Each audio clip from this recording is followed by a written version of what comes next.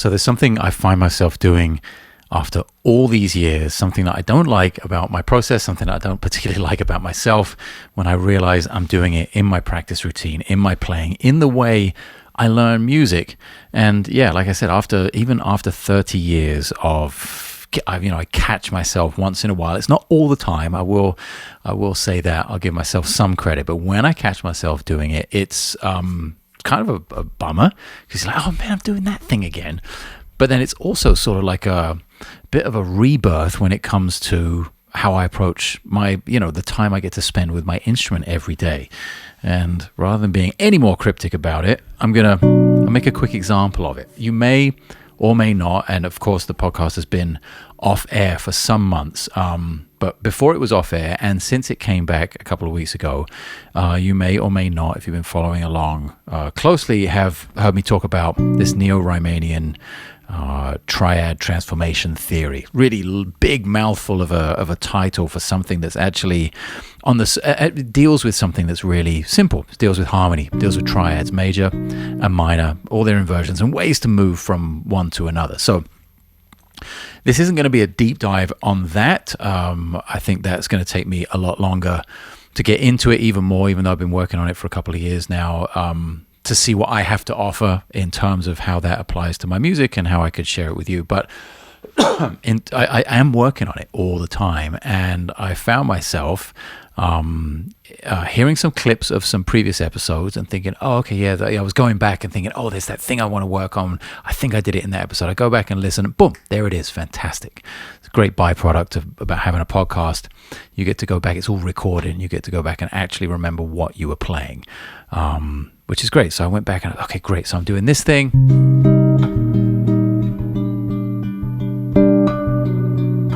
Very pretty triads. And it's a pattern, it's this descending pattern. And we're basically heading to new minor centers each time. So I started in C. I'll double up the chords just to tell you what the chords are going by here, so you get a bit of a better understanding what's going on. That's C minor to E flat, second inversion, G minor, first inversion, G major, first inversion. And then basically the whole thing down a half step. We get to B minor, do it all over again. D, F sharp minor, F sharp major, and now we're in B flat. B flat minor, D flat major, F minor, F major, and so on and so forth. So if you just played one chord per beat, it would sound like this. It's kind of an exercise.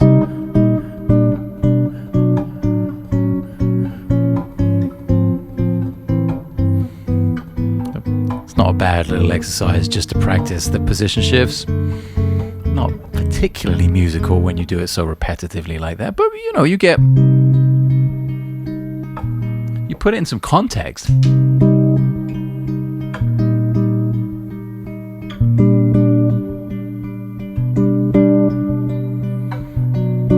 Maybe only do it in 2 positions.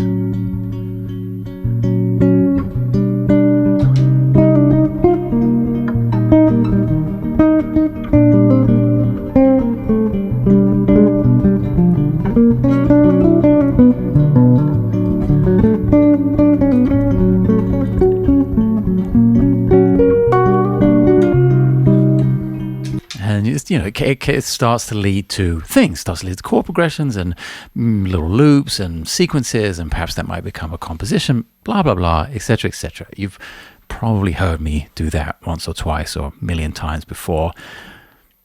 And I've realized I keep doing all of this stuff descending, always descending. I don't know why.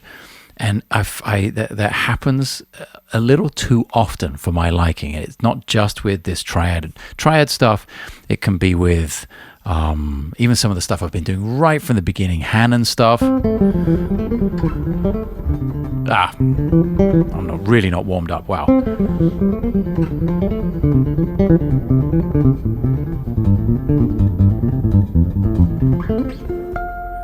It's also really thin, that sound right now. I've got to figure that out.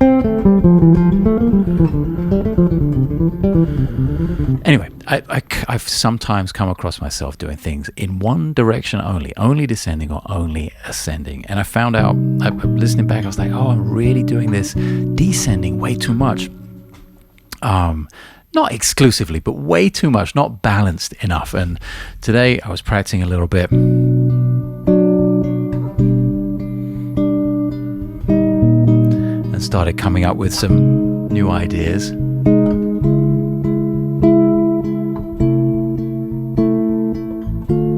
And just, ways to move, again, between key centers, between tonal centers, using just major and minor triads. This time I'm starting in B minor, and then I'm raising that fifth to give me G in first inversion.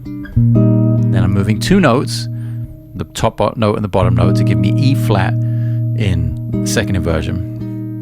Then I'm moving two notes again to give me A flat first inversion. And then I got so many places I could go here. I could go major.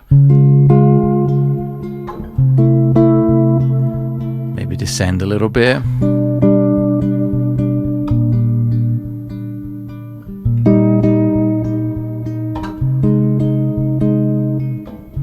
And come back up and go minor.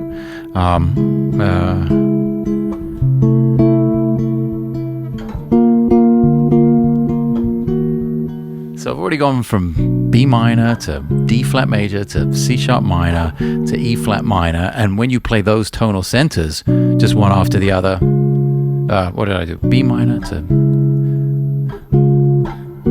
They sound kind of disjointed, but when you get all that motion, that all those different moving parts, different elements of the triad moving, sometimes just one note, sometimes two notes, sometimes all three, man, it starts to sound musical. It starts to sound really connected. That's what I'm working on. We'll get to a little bit more of that later on in the episode. Maybe I'll break down sort of note for note before. Let's see if I can remember to do that, because as you may well know, I'll say I'll do that and then I won't. So let's try and hold myself to that.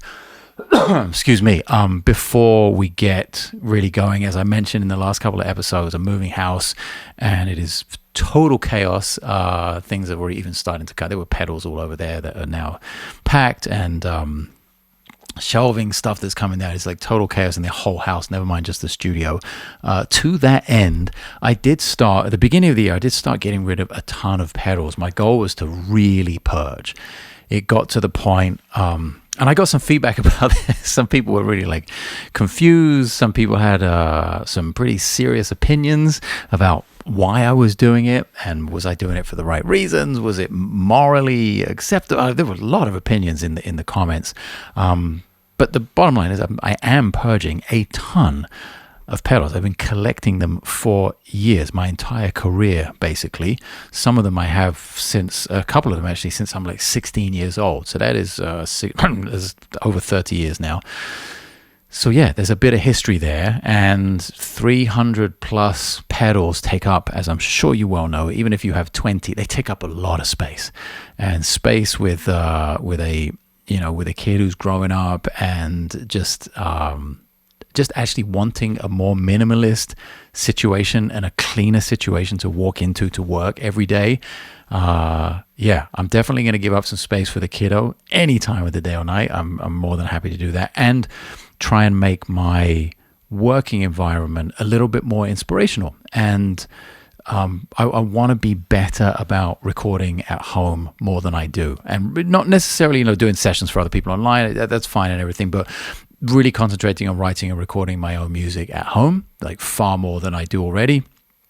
And for that, I need as few distractions as possible. And pedals are awesome. You've seen them on the shelves, you've seen them all over the place, in the pedal board, strewn all over the floor, on tucked away. That my bathroom, I've got bathroom cabinets. This bathroom that's next to my studio has been used exclusively as a storage room for stuff like that, for pedals. But it's crazy. The shower's never been turned on. It barely ever gets used, but for storage. I have a huge storage closet in the back that's shelves full of pedals. And you open those doors and you peek, oh man, I haven't seen that pedal forever, and this one, and oh man, let me try that. And the next thing you know, 3 hours have gone by, and it was fun, but you didn't really accomplish anything new. You know, sometimes, don't get me wrong, sometimes you pick up something that you haven't touched for years and you're like, oh, wow. You get re-inspired and you find something you never thought you would. And I spent some time doing that with the pedals. That was part of the process. I was like, you know what was that? Marie Kondo. There was a thing on Netflix, like holding, you know, you take an object, and it was like, what was the show called? You can get at me in the comments and remind me what the show was called. But there was this Japanese lady who had this process of purging stuff in the house, and it was something about like picking up and do I really love this or do I really need this or something, and then just being able to let go of it and purge your stuff and be, you know, a little bit more minimalist and end up with all the things you truly need. So I did a little bit of that at the very beginning of the year, and you know, went and plugged in a bunch of things I hadn't used in ages, and there were a couple of pieces that were like, oh yes, not getting rid of this ever, re-inspired to use it, and it will, you know, maybe not be on my pedal board every tour, but it'll be here and I'll know I have it, and that's a color I want as an option when it comes to making funny sounds. But for the most part, they're like a solid couple of hundred, but maybe like 150 pedals that were just like, okay, these are amazing, but I am not going to use them. Like, why do I need like 17 different octave pedals, for instance? Like, I like the ones I like, obviously the OC2, the vintage bass octave that I have on my board right now. I have a Pearl OC7 that I'll never get rid of because that thing is amazing, but it's not really tourable. Yeah, just a few really nice pieces that I'll never get rid of. But do I really need, you know, I used to have 30 or 40 OC2s. I don't really need them all. I'll keep a few good ones and let a bunch of them go. So it's stuff like that. And you know, they're up on the website. I'll link it below. There are a bunch of them. There are a lot of comments like, wow, these are outrageously priced. And then some people are like, oh, does he not know what that's worth? That's like way under. So I know my pricing is kind of all over the place. I'm not doing it for the money. It's not like, oh shit, I need to, you know, whatever. I don't have a big medical bill that I'm trying to cover or anything. I was genuinely just trying to get rid of some of the pedals, make some space. And so some of them are, I guess people were like, man, they're a little bit underpriced. Some people are like, he's never going to get that much for them. They're not priced aggressively to go flying out the door right away. But I tell you what, it'd be amazing if a bunch of them did before we had to move house. That would save me a few mega heavy boxes of crap to carry around. So to that end, I will remind you that there are a bunch of things that maybe you would be into checking out. Some really nice pieces that I'm letting go. They're at the website. What else do I have to let you know before we get into this triad stuff? The transcription book, the physical books are out. I know everyone that pre-ordered is not necessarily watching the podcast, but hopefully between this and the mailing list, it will serve as to say, hey, these are coming in like a day and a half or something. I believe they're arriving 2 days at the most for all the pre-orders. So I'll sign them and get those out. So the physical books will be flying out the door. You can grab them at Amazon if you want them really, really quick and you didn't pre-order, and you can obviously get them at my website.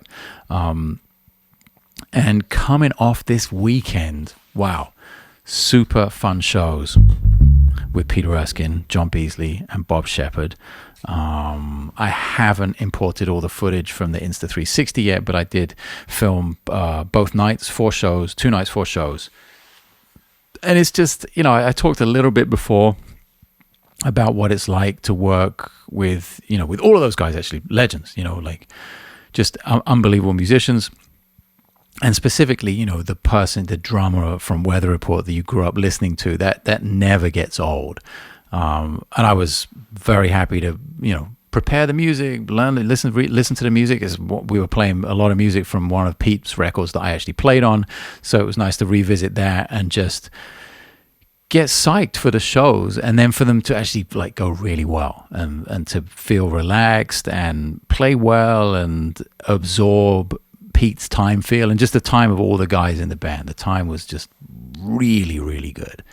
And it was not like high pressure, but it does keep you on your toes. It's like you're bouncing back between 2 ends of the spectrum in that sense. Because yes, Peter Erskine and John Beasley and Bob Sheppard, it's kind of high pressure. It's not some little insignificant. You know, I'm not 20 years old, and it's not like a bar gig with a bunch of kids. It's like serious shit.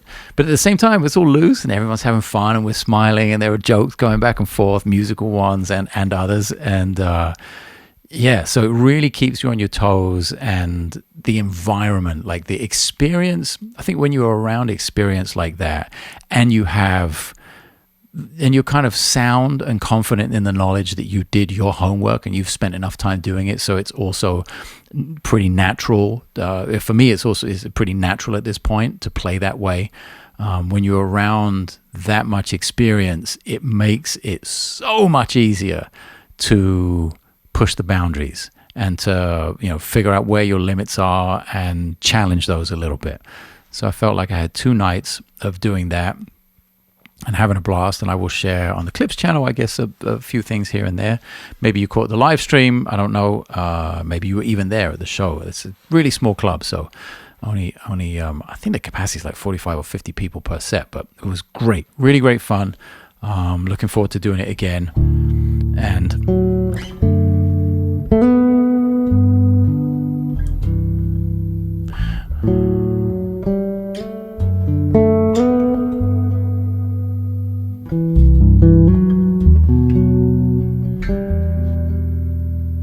I don't know why I thought of this. I've never played that combination of chords before, ever, I don't think, but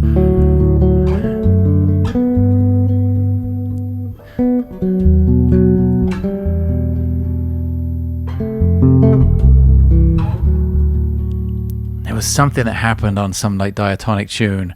I love John Beasley's piano playing. He has a great touch and really sort of a very hip sensibility when it comes to harmony. And there are a few guys like that, very few guys like that, piano players. Larry Goldings is another one. He's like, I kind of describe him as like Stravinsky, but with dad jokes. And Beasley's like that. Like, and there were some moments where I just got to really, I was going to say be a passenger, but I wasn't a passenger because I was really participating in driving the band. But I think I got to be a listener on this gig more so than I have done in a while. I was really relaxed with my own playing and got to listen and experience what the other guys were doing. Yeah, a little more vividly than normal, which was a really nice experience. Not the first time, hopefully it won't be the last time. But it made me think like, oh yeah, I need to get to this. I want to get to this this point a little more often than I do. And that was partly due to good preparation.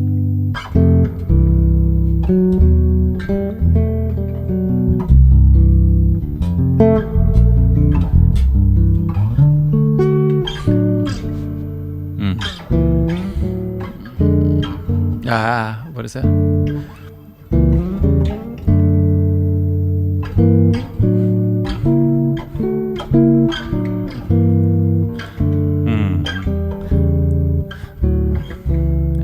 Anyone know what's going on there? I don't know why I stumbled upon that.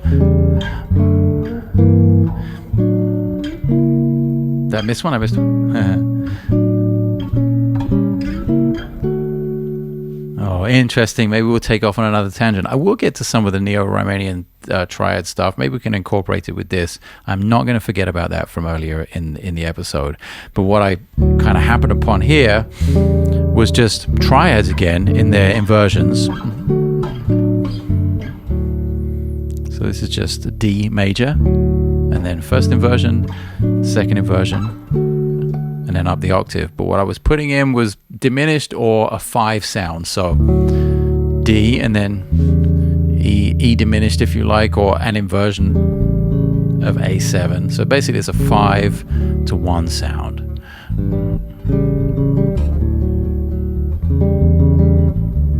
But because I'm playing it up the scale and playing it based off the next available note as I walk up, it ends up being D to E diminished, to D over F sharp, G diminished, D over A, so second inversion, B flat diminished, C sharp diminished, to D. So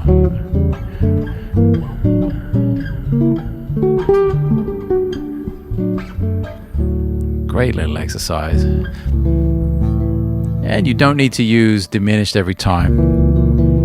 You could use just triads. So D and then A, second inversion, D, first inversion, And you go A, root, D, second inversion, A, first inversion, and you back up to D. So lots of combinations.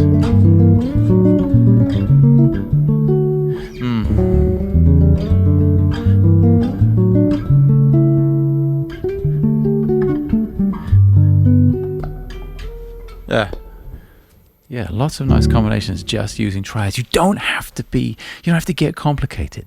You don't have to have all these fancy 13 this and sharp 11 and blah, blah, blah that. You can do so much damage, or so much good, rather, with the simplest stuff. And I think what I'm loving about the Neo-Riemannian triad transformation theory stuff is, the simplicity, because there are no tensions. We're not dealing with any tensions, just root, third, and fifth, be that major or minor.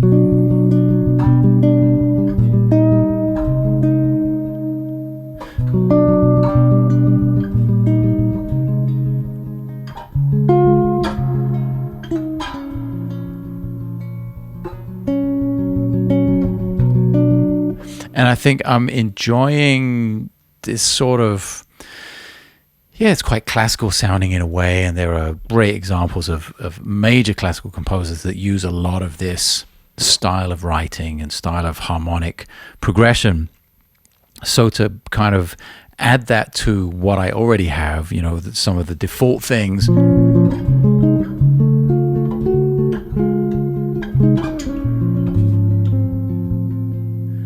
it kind of helps weave things together, and it gives me, I don't know whether you get this or not, whether you're like, oh man, I've played that thing so many times before, I want a variation, I wish I would never play it again. There's so many thoughts that might go through your head. Maybe it's a lick, it's a bass line, set of chord changes, and you're like, man, I wish I didn't play that same thing over and over and over and over again every time I played. So it's kind of anything I can do to get me away from that feeling is great. It's like really, really positive, and I feel that is what this kind of triadic work is doing, so that I can also get into stuff with tensions.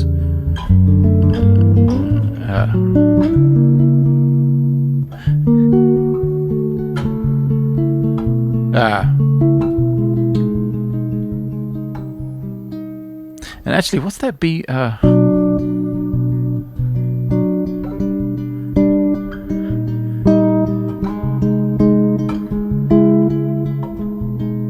No, I want to go to D flat major.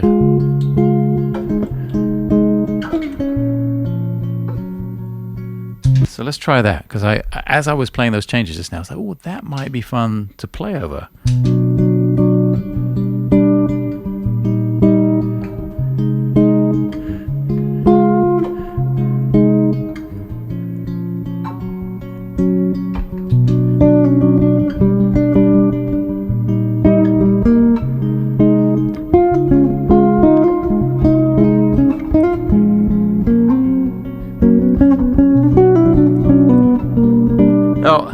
And what about I can't get lost either. That is bad. And of course, like, it's also good because it gives you like a practice routine vibe as well. So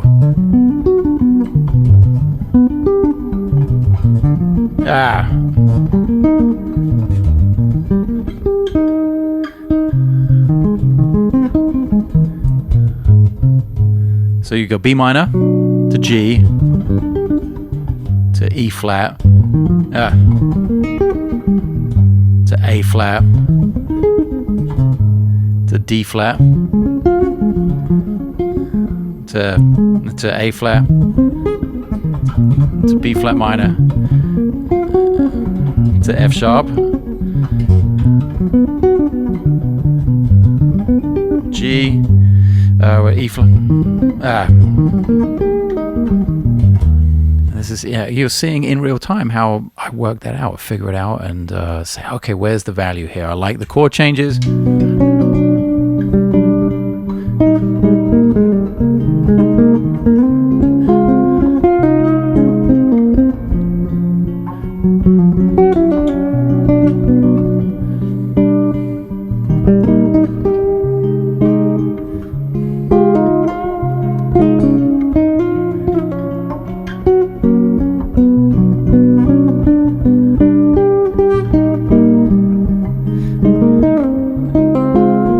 Yeah, and I don't have the transitional stuff. I don't have the common tones down yet. So as soon as I'm like, that is not making much melodic sense. That's not really telling a story.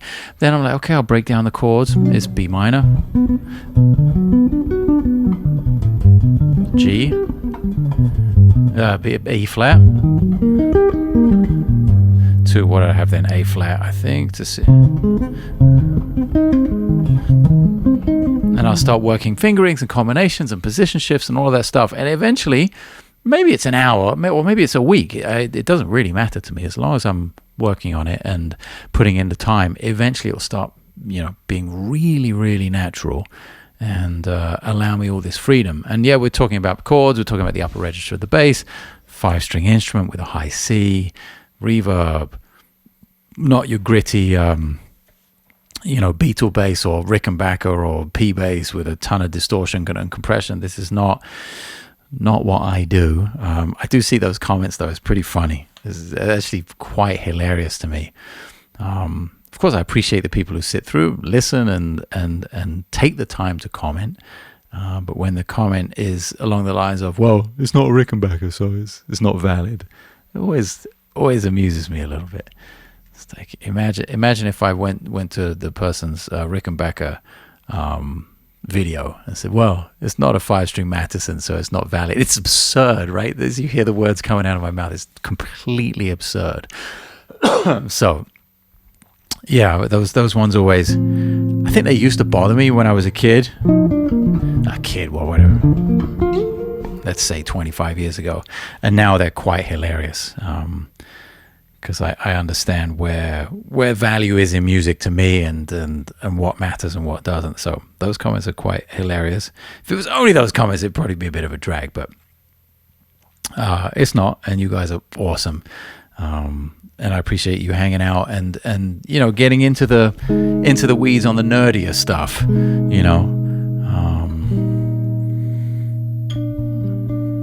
What was that? Hang on.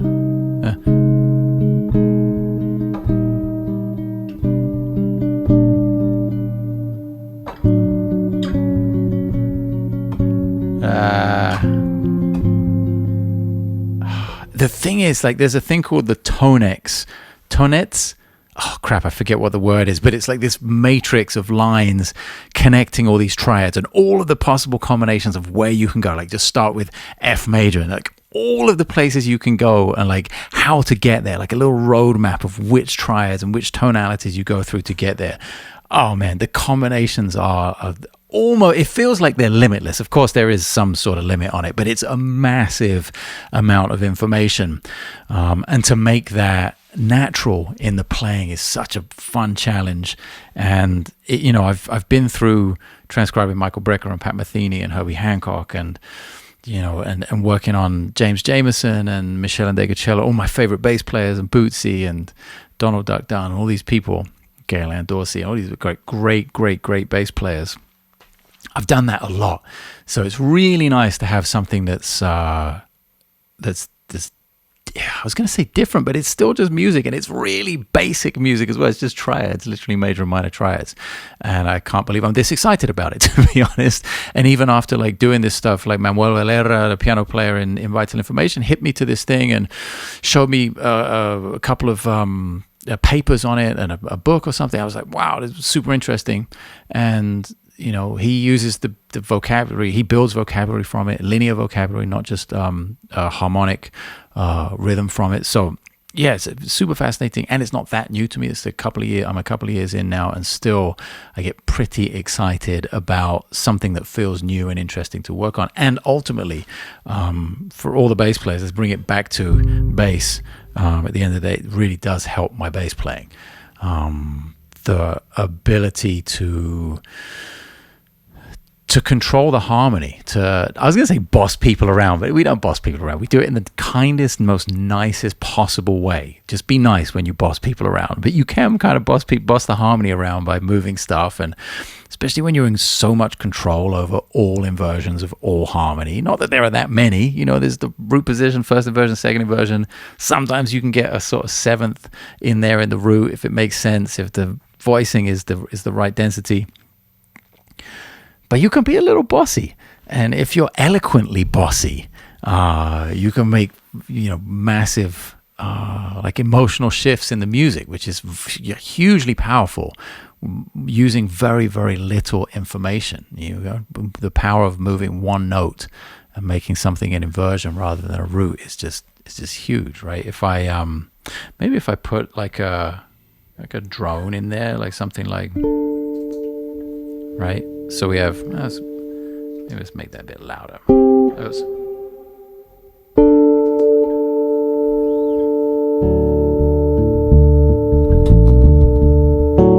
No, that feels way too loud. Jesus. Let's try that.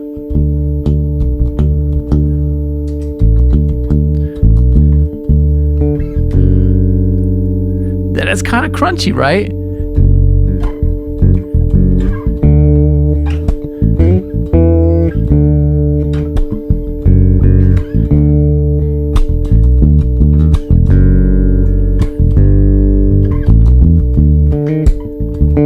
We could hang out here. We could sit there on the D all day long, right?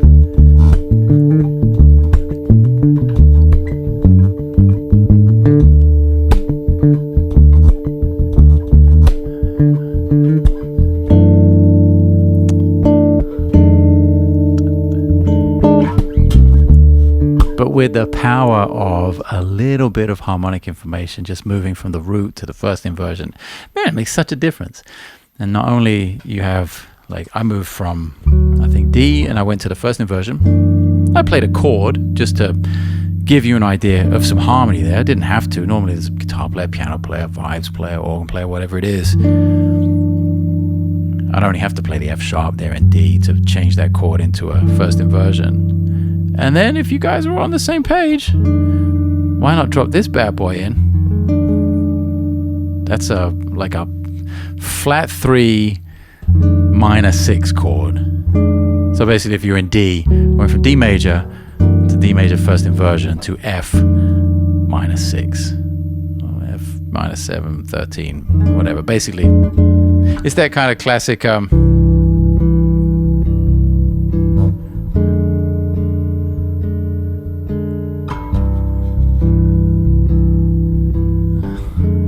you'll hear it used like 4 minor 6 on a pop tune.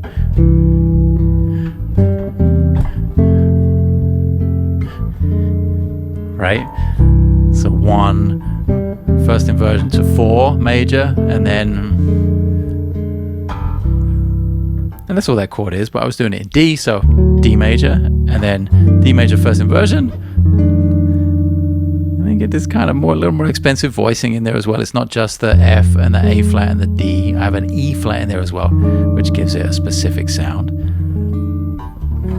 But that's the chord. Anyway, we go into the weeds a little bit on the harmony there, which I'm all about. I hope you are. I got some positive feedback.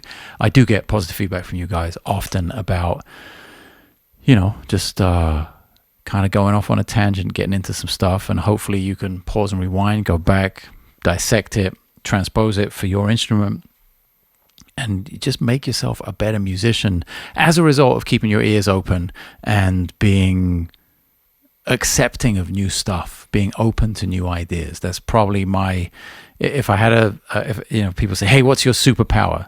Some people it's like, well, I've got so much patience, and other people it's like, well, I'm a really good driver, whatever it is. I think mine, musically speaking, would be that I'm like, at least I try to be. I think I am pretty open at all times to new ideas and new concepts. And as I said, being around musicians like I was this weekend with Pete and John Beasley and Bob Sheppard, and of course on the road with Manuel Valera all the time, with vital information, you can't but learn. And if you keep your ears open and your mouth shut, it's good to ask questions, but like the more your lips are moving, the less you're learning, I find. And I've tried to spend as much of my career as possible being around great musicians and really keeping my ears open and keeping the questions meaningful, taking a lot of notes, recording a lot of gigs, and then just having the love for the work at the end of the day. I really, really, really love the work. And even though I've been gone a few months, that work work ethic or just love for the work, that's never gone away. That's never gone away my entire career, actually, which is great. Touch wood, it never does. And with that, on that bombshell, I'll leave you. That's it. It's over. Really appreciate you hanging out with me, spending some of your insanely precious time, digging into some music, the bass, harmony, triads, Neo-Riemannian triadic transformation theory. God, that's a mouthful. See you cats on the next one.